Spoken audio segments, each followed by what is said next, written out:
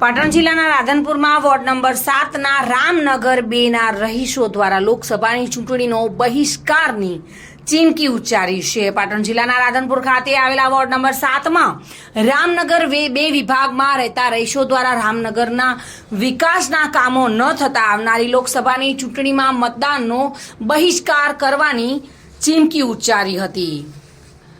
રામનગર 2ના લોકો દ્વારા મીટિંગ કરી આવનારી લોકસભાની ચૂંટણીમાં તેમની માંગણીઓ નહીં સંતોષાય તો મતદાન નહીં કરવાની તે લોકોએ ચીમકી ઉચ્ચારી છે। આ પ્રસંગે લોકસેવક અને રાધનપુર શહેરના મહિલા કોંગ્રેસના પ્રમુખ જ્યોતિબેન જોશી પણ ઉપસ્થિત રહ્યા હતા।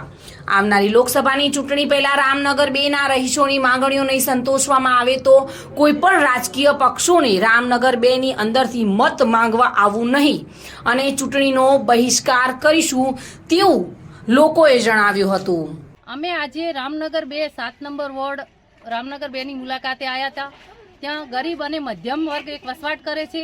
ત્યાં લોકોને પાયાની સુવિધાઓથી વંચિત છે કે રોડના કામો નથી થયા, સાફ સફાઈ નથી થતી, એમને સાંજ પડે એટલે લાઇટો ડીમ થઈ જાય છે, પૂરતા પ્રમાણમાં લાઇટ મળતી નથી અને આવનારી લોકસભા ચૂંટણી આવી રહી છે અને આ લોકોને મળવા આવતી લોકોનું કહેવું એવું થાય છે કે અમને જો ચૂંટણી પહેલાં પાયાની સુવિધાઓથી વંચિત રાખવામાં આવશે તો અમે સંપૂર્ણપણે લોકસભાની ચૂંટણીમાં મતદાનનો બહિષ્કાર કરીશું। ચાહે ભાજપ હોય કે ચાહે કોંગ્રેસ હોય, કોઈ લોકોને અહીંયા આ લોકોનો કામ થાય નહીં ત્યાં સુધી એ લોકોને અહીંયા આવવું નહીં વોટ માંગવા, પહેલાં એમને સુવિધાઓ આપી અને પછી એમના મુલાકાતે આવવું। અને હવે ગણતરીના દિવસોમાં જ લોકસભા આવી રહી છે, જ્યારે અત્યારે 7 નંબર વોર્ડમાં માનો કે મસાલી રોડ ઉપર કામો થઈ રહ્યા છે તો એના મસાલી રોડ અને 7 નંબર વોર્ડમાં રામનગર 2 પણ આવે છે।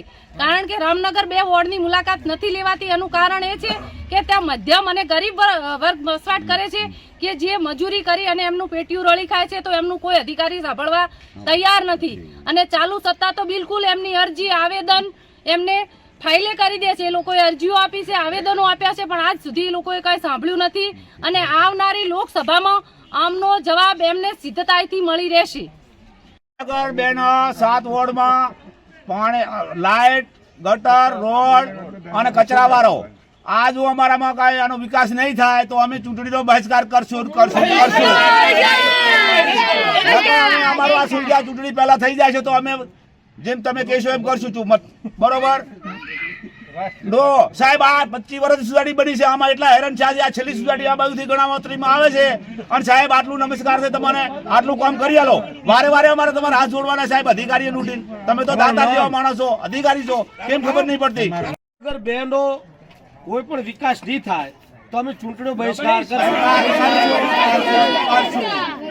રામનગર સોસાયટી રામનગર 2 અને અમારે સમસ્યા છે ગટર અને લાઇટ અને રોડની। આ તક અને સમસ્યા પૂરી નહીં થાય ચૂંટણીનો લોકસભાની ચૂંટણીનો બહિષ્કાર કરશું। વિકાસના કામો ન થવાને કારણે રામનગર વિભાગ 2ના લોકોમાં રોષ જોવા મળ્યો હતો અને ગટરની સમસ્યાઓ, વીજળી ડીમ આપવાની સમસ્યાઓ, સફાઈની સમસ્યાઓ, રોડ રસ્તાની સમસ્યાઓ, તમામ સમસ્યાઓના કારણે તેઓના વિભાગમાં ગંદકી થઈ છે અને તેઓની માંગણીઓ નથી સંતોષાઈ રહી, જેના કારણે તેઓ લોકસભાની ચૂંટણીનો બહિષ્કાર કરશે તેવી ચીમકી ઉચ્ચારી હતી। વસંત કડિયા સાથે bureau report, today Gujarati news.